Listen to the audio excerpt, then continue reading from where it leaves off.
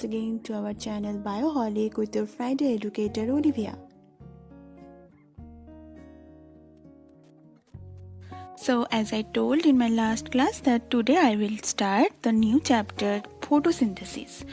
To make you understand better, I have divided the chapter in some parts. So today is the first part, that is the introduction. Today I will give you a brief idea about what is photosynthesis and what is its importance and where the photosynthesis actually occurs. So not wasting more time, let's start the new chapter.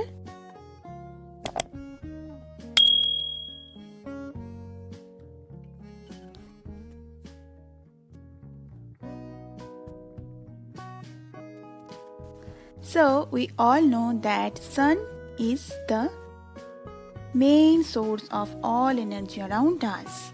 But how it is possible? As we cannot absorb the sunlight or we cannot eat the sunlight, so how the sunlight can act as our energy source? Actually, green plants capture the light energy from the sun and then transform it into the chemical energy by the process of the photosynthesis. And this chemical energy can be used by all the organisms. That's the reason we can say that without the plants we cannot survive, as plants make the energy usable for the all organisms. Okay? Now, what is autotrophy? The word autotroph comes from the root word auto for self and troph for food. So the autotrophs are organisms that can produce their own food using materials from inorganic sources. As the plants can produce their foods, therefore it is a major autotroph. But we, the humans, are always dependent to some other like plants or other animals for our foods. So we are not the autotrophs. Humans and other organisms that cannot produce their food itself is called as heterotrophs. Okay? Autotrophs can be of two types, the photoautotroph and chemoautotroph. As the names, it can be understood clearly that the photoautotroph is totally based on the light, as the photo means light, and the chemoautotrophs are totally based on chemical energy, as its name suggests. So photoautotrophs use light energy, for example all the green plants, and the chemoautotrophs use chemical energy, for example the bacteria like Theobacillus, Nitrosomonas, etc. Suppose this is a plant.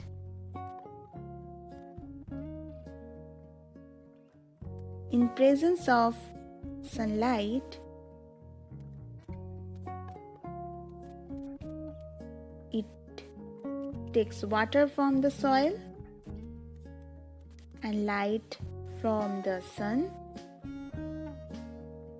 and also carbon dioxide from the environment. And then in the green parts of the plant where the chlorophyll is present, the photosynthesis process occurs. And ultimately, glucose is produced and oxygen is released in the environment.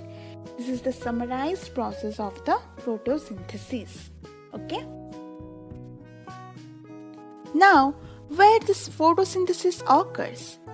The site of photosynthesis are the all green parts of a plant, including green stems and unripened fruit.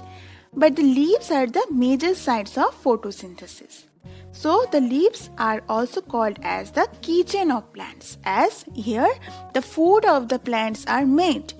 So as our kitchen of our home, the leaves of the plant serve as the kitchen of the plants. Now, why the leaves are the best site of photosynthesis? There are many reasons.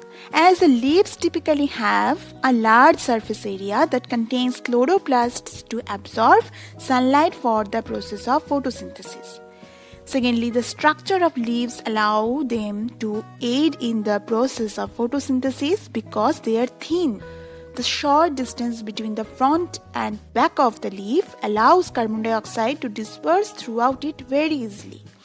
And the stomata are also a part of the leaf that allows carbon dioxide to diffuse throughout it, and the oxygen that is made that can also come out by those stomata. Leaves contain other pigments in addition to chlorophyll that allows them to absorb light from the sun's full spectrum. And the veins in leaves, that is also called the vascular bundles, provide support and transport water and carbohydrates to the plant. And the outsides of leaves are covered by a thin epidermis that helps more light reach to the palisade cells.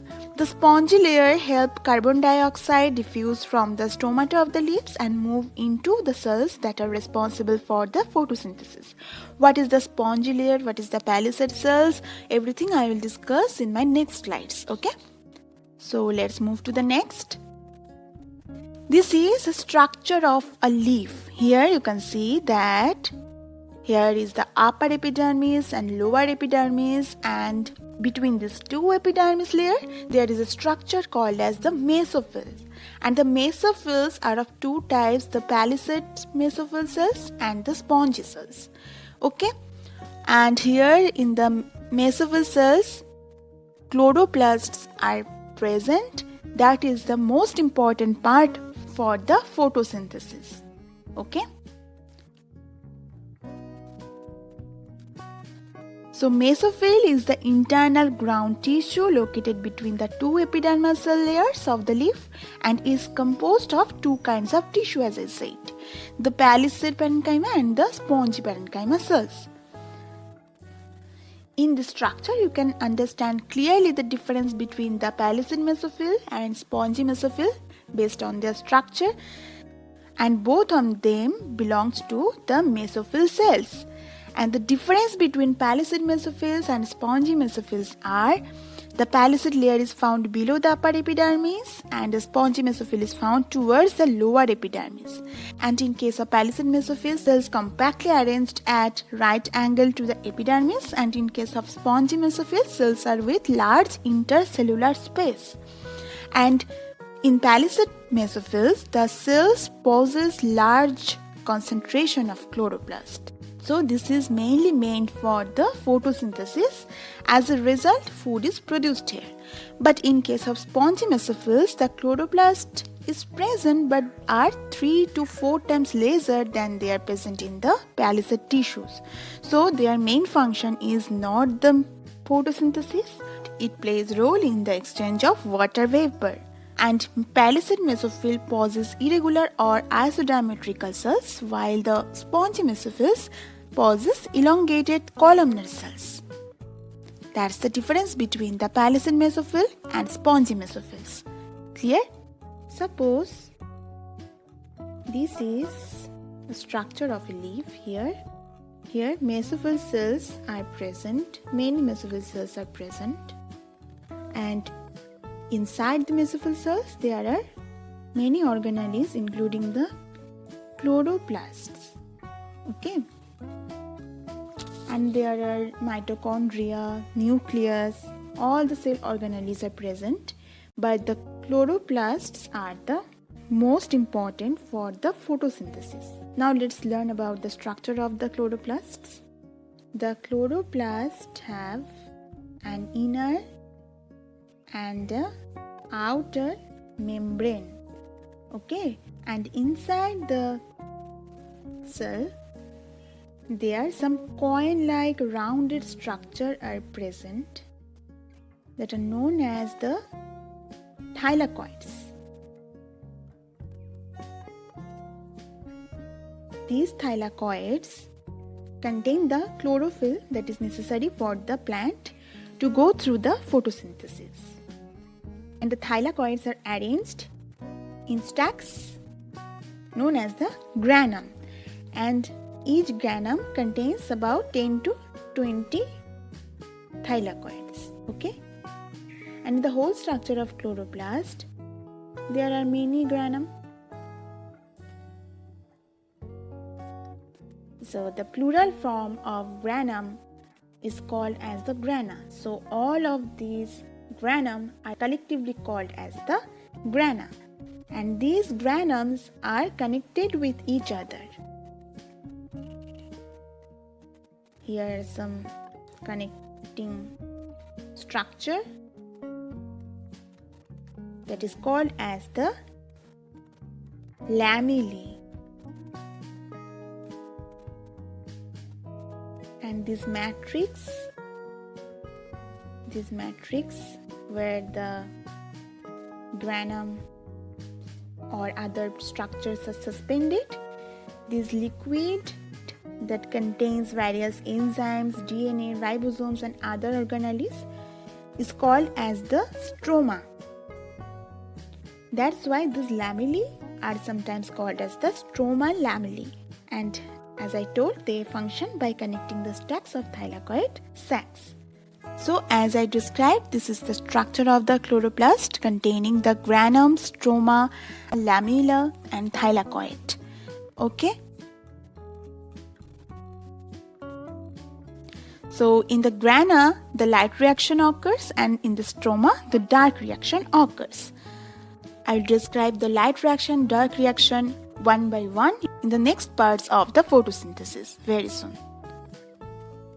So this is the general reaction of photosynthesis. 6CO2, 6H2O that reacts and converted into C6H12O6, that is the glucose, and oxygen, 6 molecules of oxygen is released in the air. And obviously these occur in presence of the sunlight and chlorophyll.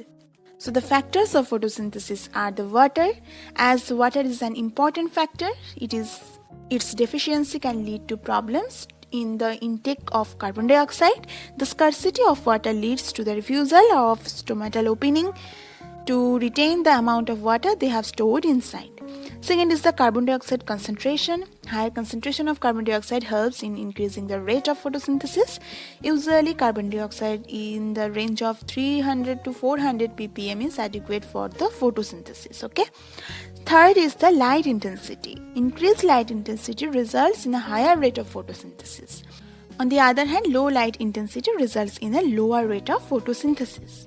Fourth is the temperature. Yes, temperature is also important for the photosynthesis. For efficient execution, it is important to have a temperature range between 25 degree to 35 degrees C or centigrade. And yes, pollution is another important factor of photosynthesis, as industrial pollutants and other particulates may settle on the leaf surface. This can block the pores of stomata, which makes it difficult to take in carbon dioxide, and some rays like ultraviolet rays can also decrease the number of chlorophylls, so that may also affect the photosynthesis process.